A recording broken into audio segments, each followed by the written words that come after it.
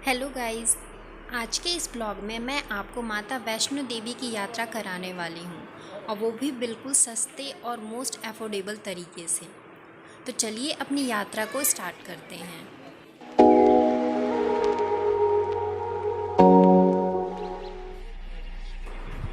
अगर आप अपनी यात्रा दिल्ली से स्टार्ट करते हैं तो यहाँ से आपको बस भी मिल सकती है और ट्रेन भी। ट्रेन में अगर आप स्लीपर के थ्रू ट्रैवल करते हैं तो उसके चार्जेस 350 से 550 के बीच में वैरी कर सकता है, और अगर आप एसी करते हैं तो 1200, 1800 और 2500 के बीच में वैरी कर सकता है। यदि आप बस से जाना चाहते हैं तो बस आपको कश्मीरी गेट से मिल जाएंगी। स्लीपर के चार्जेस हैं 1000 और सीटिंग के हैं 800।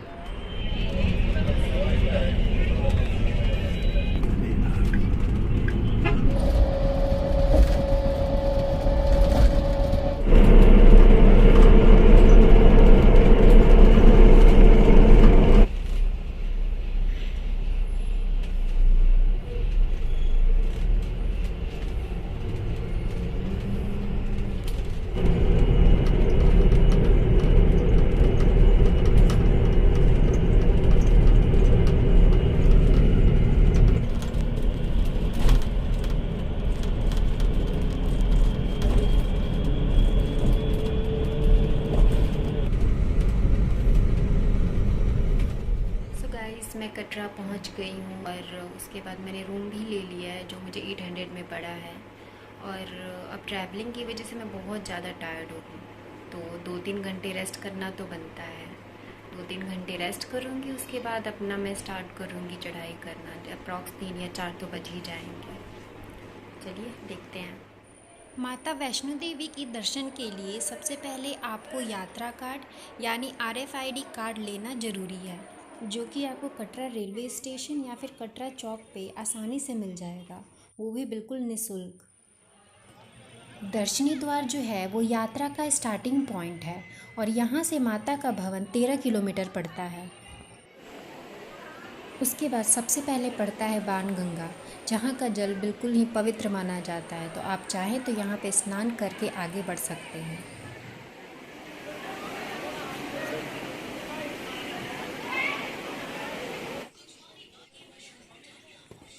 बाणगंगा के बाद चरण पादुका पड़ता है, और यहाँ तक आते आते आप 2.5 किलोमीटर तक की दूरी तय कर चुके होते हैं।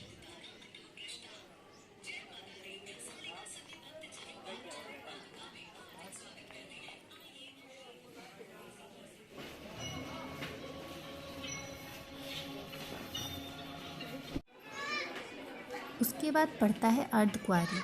अगर आप अर्धकुंवारी तक पहुंच गए तो इसका मतलब है कि आपने अपनी यात्रा का आधा दूरी जो है वो तय कर लिया है। अर्धकुंवारी गुफा में जाने के लिए आपको टिकट लेना पड़ता है, लेकिन आपका नंबर आने में लगभग 18 से 24 घंटे लग सकते हैं। अर्धकुंवारी के बाद हिमकोटि पड़ता है, और फिर उसके बाद सांची छत। तो सांची छत से लगभग 3.5 किलोमीटर भवन की दूरी बचती है।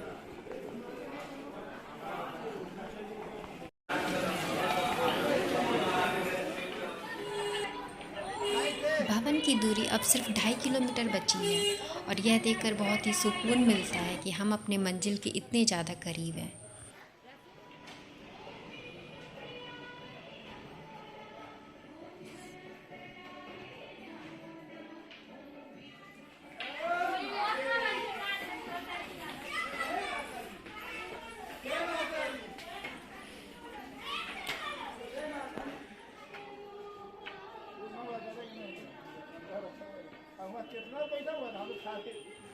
इसके आगे से मैं अपना कैमरा नहीं ले जा सकती, इसलिए आपके पास जो भी ज़रूरी सामान है प्रसाद के अलावा आपको एक लॉकर मिलेगा, उसमें आप अपना जमा कर सकते हैं।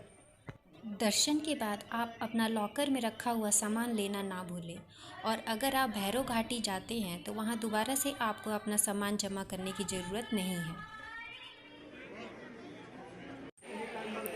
दर्शन के बाद यहाँ मनोकामना भोजनालय है, जहाँ पे आप सस्ते दाम पे अच्छा खाना आसानी से खा सकते हैं।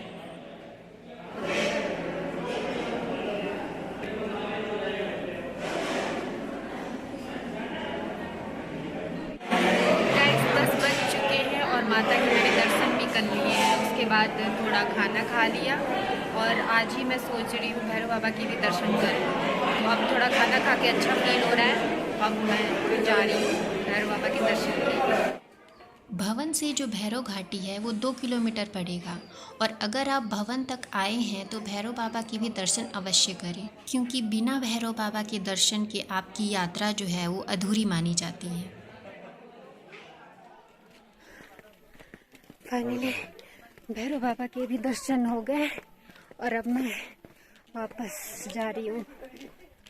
देखती हूँ कितना टाइम लगता है मुझे उतरने में। माता वैष्णो देवी की यात्रा के लिए मैं आपको कुछ इम्पॉर्टेंट टिप्स देना चाहती हूँ। सबसे पहली बात कि जब आप यात्रा के लिए आते हैं तो कोई भी भारी बैग लेकर ना आए। आप कोशिश करिए कि एक छोटे से पिट्ठू बैग से आपका काम चल जाए।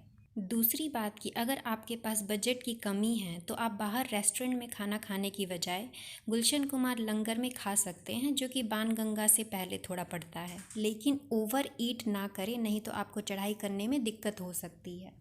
और तीसरी बात कि अगर आप होटल लेकर पैसे बर्बाद नहीं करना चाहते हैं तो भवन के पास ही कंबल की सुविधा भी उपलब्ध है, तो रात वहीं गुजार सकते हैं और अगले दिन डायरेक्ट अपने घर के लिए निकल सकते हैं।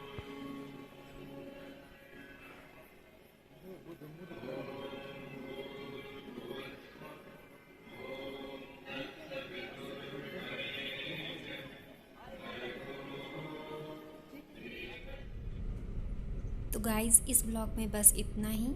आई होप कि आपको ये ब्लॉग पसंद आया होगा। माता वैष्णो देवी आपकी मनोकामना को पूरी करे। जय माता दी।